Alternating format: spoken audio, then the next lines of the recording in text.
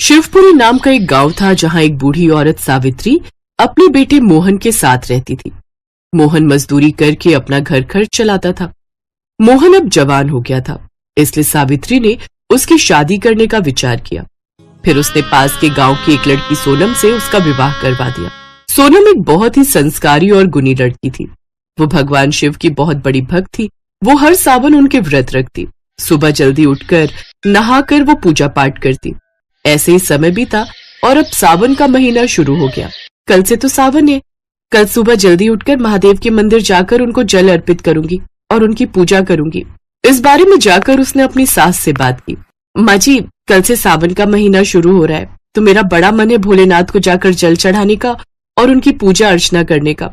नहीं, कोई जरूरत नहीं है बहू, मंदिर यहाँ से दूर है, पैदल आने जाने में काफी समय लग जाएगा। ऊपर से वहाँ भक्तों की भीड़ लगी होगी, वो अलग। ऐसे में पीछे से घर का सारा काम छूट जाएगा। नहीं, तो घर पर ही शिव जी की पूजा कर लेना। ये सुनकर सोनम उदास हो गई, लेकिन उसके पास अपनी सास की बात मानने के अलावा और कोई चारा भी नहीं था। वो बेचारी चुपचाप उदास होकर घर के कामकाज में लग गई। अगले दिन जब वो नहाकर कुएं से पानी लेने जा रही थी, तभी उसे गांव की कुछ लड़कियां हाथ में पूजा की थाली और लोटा लेकर मंदिर की ओर जाती हुई दिखी। उसने उनको रोककर पूछा, बहन तुम कहाँ जा रही हो? अरे ये भी कोई पूछने की बात है, अब हाथ में लोटा और पूजा की थाली है तो जाहिर सी बात है ना, मंदिर ही जा रही होंगी। ये बात सुनकर सोनम थोड़ी उदास हो गई। क्या हुआ, आप उदास क्यों हो गई? भगवान शिव मेरे आराध्य देव हैं, लेकिन मेरी सास मुझे मंदिर में उनकी पूजा के लिए नहीं जाने देती। सोनम का उदास चेहरा देख उन लड़कियों ने कहा, आप चिंता मत कीजिए, ऐसा कीजिए आप हर रोज इसी समय पानी लेने कुएं पर आ जाया कीजिए और फिर हमारे साथ मंदिर में पूजा करने चल पड़ा करो। लेकिन अगर मैं घर से पूजा की थाली लाऊंगी तो माँ जी समझ जाएंगी कि मैं मंदिर जा रही हूँ। तभी दूसरी लड़की ने कहा, ओहो तो ऐसी बात है, कोई बात नहीं, इसका भी हल है हमारे पास। एक काम कर सकते हैं, आप हर रोज हमारी पूजा की थाली से भोलेनाथ की पूजा कर देना। ये सुनकर सोनम बहुत खुश हुई। अब वो हर रोज उसी समय पानी लेने के बहाने घर से निकलती और उन लड़कियों के साथ मंदिर जाकर शिव जी को जल से सींचती और भक्ति भाव से भगवान शिव की पूजा आरती करती। ऐसे वो अब हर रोज करने लगी। वो उन लड़कियों की थाली से ही भोलेनाथ को धूप दिया फल फूल चढ़ाती और उनकी पूजा करती। ऐसे ही समय बीता और सावन की शिवरात्रि का दिन आ जाता है। उस दिन सोनम ने उपवास रखा। आज वो फिर मंदिर आई, लेकिन उस दिन उसने सोचा, मैंने हर रोज उन लड़कियों की पूजा सामग्री से ही भोलेनाथ की पूजा की है, लेकिन आज तो सावन मास की शिवरात्रि है।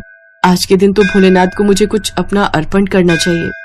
ऐसा सोचकर सोनम ने अपने नाक की लौंग निकाली और उस भोलेनाथ पर अर्पित कर दिया। हे भोलेनाथ, मुझे क्षमा करना, इसके अलावा मेरे पास कुछ नहीं है तुम्हें अर्पण करने को। भोलेनाथ की पूजा करके सोनम पानी लेकर घर लौट आई। अब वो अपनी सास से नजरें छुपाती हुई घूंघट से किसी तरह अपना चेहरा छुपाने लगी, लेकिन तभी सावित्री की नजर उस पर पड़ गई। अरे बहू, ये तुम्हारी नथ कहाँ गई? अब पता नहीं माँ जी, लगता है कहीं गिर गई। गिर गई? सोने की नथ गुम कर दी? तुम भी न बहू बड़ी लापरवाह हो। अच्छा बताओ मुझे, आज तुम कहाँ कहाँ गई थी? हम वहीं पर जाकर तुम्हारी नथ ढूंढ लेंगे। ये सुनकर सोनम थोड़ा घबरा गई और फिर कहने लगी, माँ जी सुबह जब कुएं पर पानी भरने गई थी तब तो मेरी नथ मेरी नाक में थी, लेकिन लगता है उपले थापते हुए वो कहीं गिर गई। हाँ तो चलो फिर हम वहीं जाकर देखते हैं। उन दोनों ने उस जगह पर जाकर देखा, लेकिन उन्हें कहीं भी नथ नहीं मिली।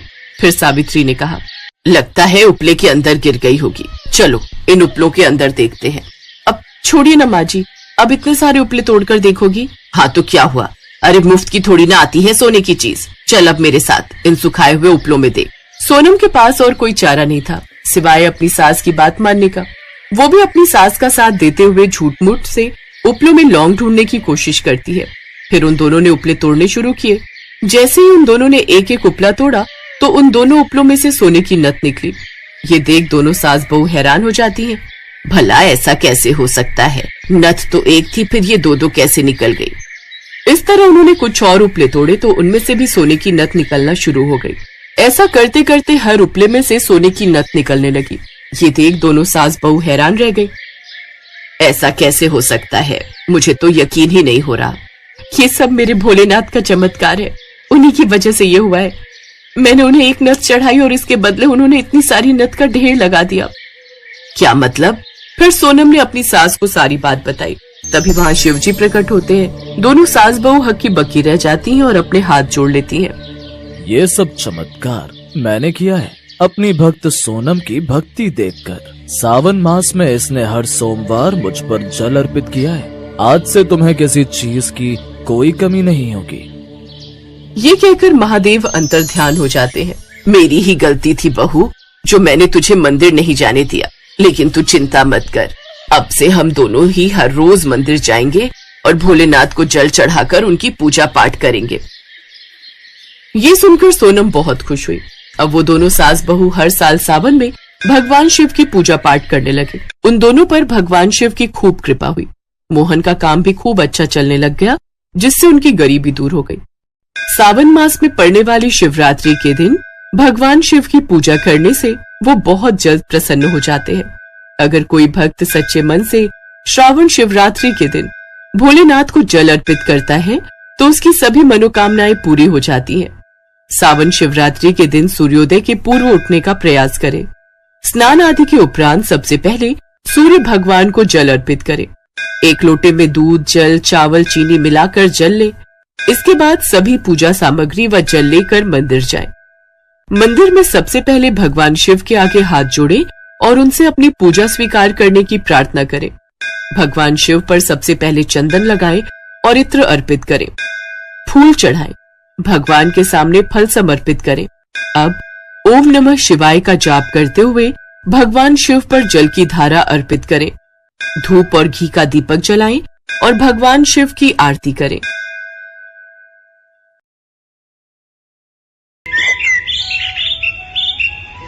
माँ पार्वती ने भगवान शिव से एक प्रश्न पूछा, जिसके बाद भोलेनाथ ने एक कथा सुनाई और अमर हो गया कबूतर का जोड़ा। उसी अमर कथा से जुड़ी है ये पौराणिक कथा। एक बार नारद मुनि कैलाश पर्वत पर भगवान शिव से मिलने पहुँचे। नारायण नारायण, प्रणाम माते।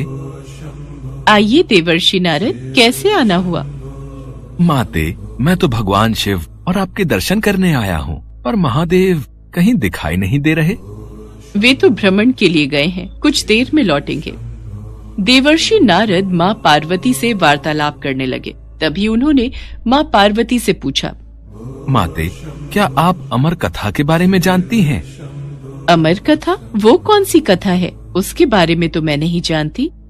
नारायण नारायण, माते, जब भगवान भोलेनाथ आएंगे तब आप उनसे इस बारे में पूछना। अच्छा माते, मैं चलता हूँ। नारायण नारायण। पार्वती माता सोच में पड़ गई कि ऐसी कौन सी कथा है जो स्वामी ने मुझसे नहीं कही। तभी भोलेनाथ कैलाश पर लौट आते हैं। माता पार्वती उनसे इस बारे में चर्चा करती हैं। प्रभु, आपने मुझे कभी अमर कथा के बारे में क्यों नहीं बताया? मुझे आज और अभी अमर कथा सुननी है। ठीक है देवी, मैं आपको आज अमर कथा सुनाऊंगा, परंतु उसके कुछ नियमों का पालन आपको करना पड़ेगा। अमर कथा के दौरान आपको एक क्षण के लिए भी सोना नहीं है। आप बीच बीच में हुंकार भरती रहना, ताकि मुझे आभास रहे कि आप कथा सुन रही हैं, क्योंकि मेरे नेत्र भी उस क्षण बंद रहेंगे। ठीक है स्वामी, मैं ऐसा ही करूंगी।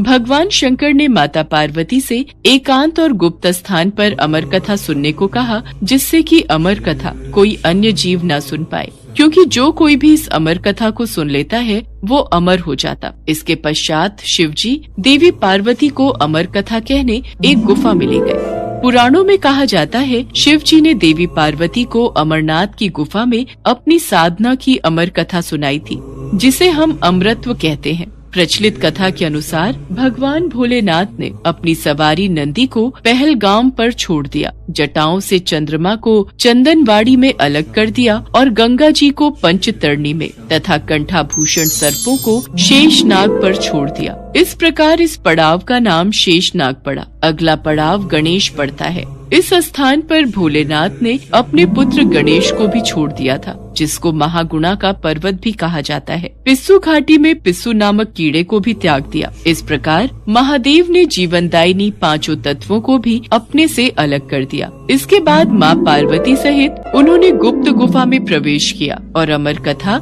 माँ पार्वती को सुनाने लगे।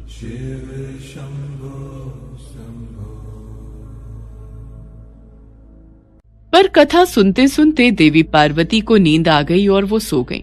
जिसका शिव जी को पता नहीं चला। भगवान शिव अमर होने की कथा सुनाते रहे। उस समय 2 सफेद कबूतर शिव जी से कथा सुन रहे थे और बीच बीच में गूं गूं की आवाज निकाल रहे थे। शिव जी को लगा कि माता पार्वती कथा सुन रही हैं और बीच बीच में हुंकार भर रही हैं। इस तरह दोनों कबूतरों ने अमर होने की पूरी कथा सुन ली थी। कथा समाप्त होने पर शिव जी का ध्यान देवी पार्वती की ओर गया, जो सो रही थी।